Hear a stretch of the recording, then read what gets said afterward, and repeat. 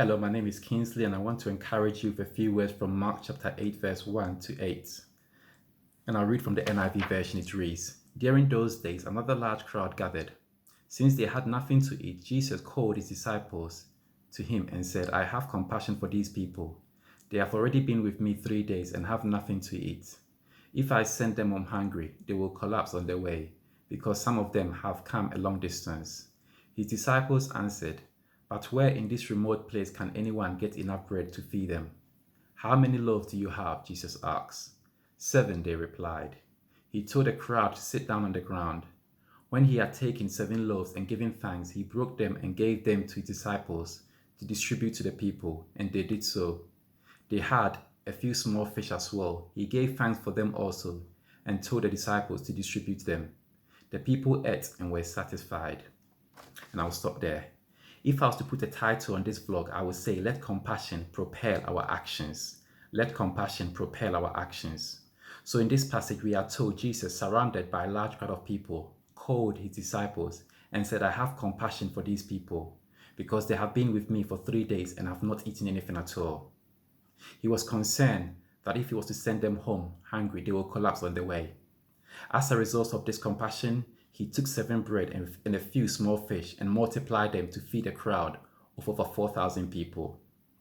You know, sometimes when we see the need in ourselves or in other people, we can easily look elsewhere, or we can make excuses such as we don't have time, or we leave other people to meet those needs, or we've tried as much as we can. But as I read and reflect on this passage, I am challenged and hope that you are too, to follow the example of Jesus and allow compassion to propel our actions as we encounter needs of loneliness, sickness, neglect, self-esteem, poverty, and many more in our society. You know, last week Louise spoke brilliantly on Mark chapter 7, where she encouraged us to pursue intimacy with God. She urged us to draw closer to God, and as we do so, we can serve him faithfully through the 5 love languages. And as we draw closer to God, I believe we can also learn about the attributes of God. And we, as believers, can imitate these attributes in our lifestyle. And throughout the Bible, one of the consistent character or attributes of God is that he's a compassionate God.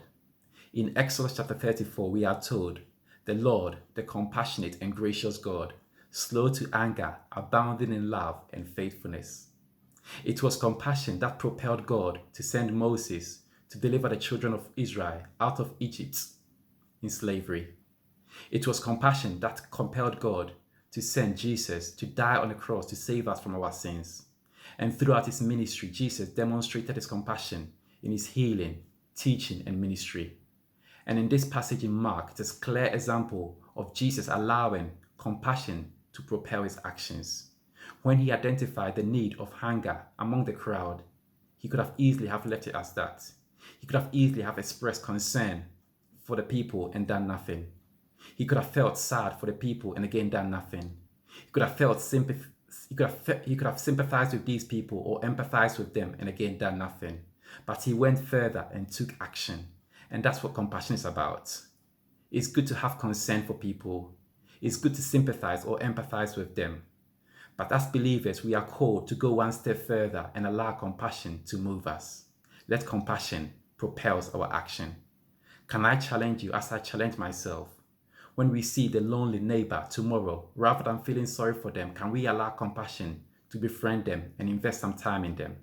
When we see the person with low self-esteem, can we allow compassion to drive us to say something positive that will help their self-esteem?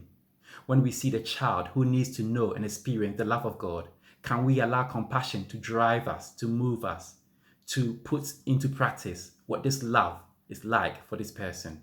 When we see the struggling parent tomorrow, can we allow compassion to move us and offer some support to this parent? Let compassion move our action, just as Jesus did.